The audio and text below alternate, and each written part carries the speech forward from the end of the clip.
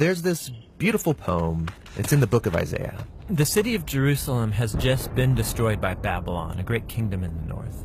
And all of these Jewish people, they've been sent away into exile, but a few remained in the city.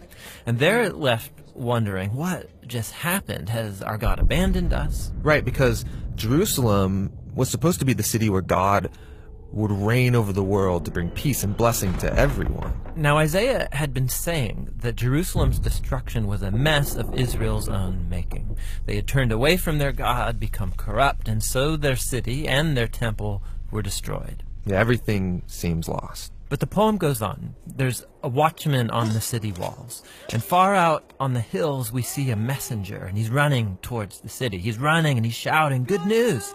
And Isaiah says, "How beautiful on the mountains are the feet of those who bring good news." Beautiful feet? Yes, the feet are beautiful because they're carrying a beautiful message. What's the message? That despite Jerusalem's destruction, Israel's God still reigns as king, and that God himself is going to one day return to this city, take up his throne, and bring peace. And the watchmen sing for joy because of the good news that their God still reigns. Now in the New Testament, we find this same phrase, the good news. It's the Greek word euangelion, and it's also sometimes translated with the word gospel. Yeah, so when Christians say, "Do you believe the gospel?" they mean, do you believe the news? But not just any news. In the Bible, this phrase is always about the announcement of the reign of a new king.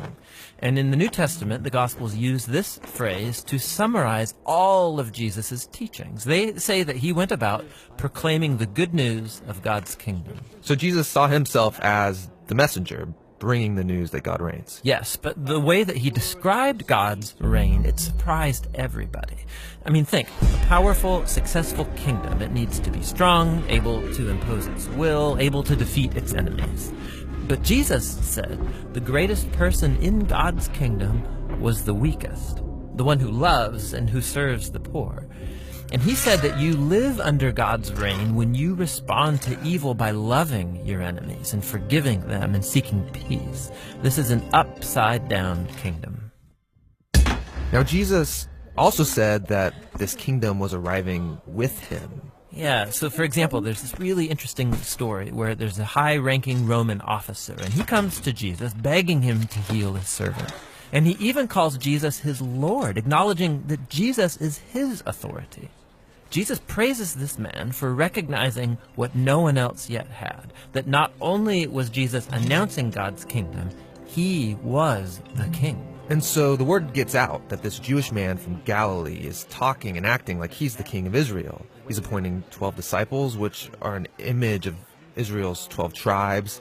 He's healing people, forgiving people their sins. And all of this so threatened Israel's leaders that they finally decide to have him killed. And Jesus let them. Yeah, which is a weird thing to do if you're trying to become king. That's right. But for Jesus, this is what had to happen. Jesus saw the sin and the devastation of his people Israel as just one small part of the entire human condition. How all humanity has rebelled against God, resulting in the tragedy and devastation of our whole world. And so how is God going to bring his reign over such a world? Jesus believed it would be through an act of sacrificial love for his enemies. This is why in the Gospels, Jesus' crucifixion is depicted as his enthronement as the King of the Jews. Yeah, he receives a crown. He also receives a robe. He's exalted up, not onto a throne, but onto the cross. How beautiful are the feet that bring good news. And the good news now is that Jesus has defeated death and that he reigns as king, that he's dealt with our sin and corruption himself and that he's conquered it with his life and with his love. And then Jesus sends his followers to go out and keep announcing this good news of the upside-down kingdom. And to invite everyone to give their allegiance to him, the king who defeated death with his love.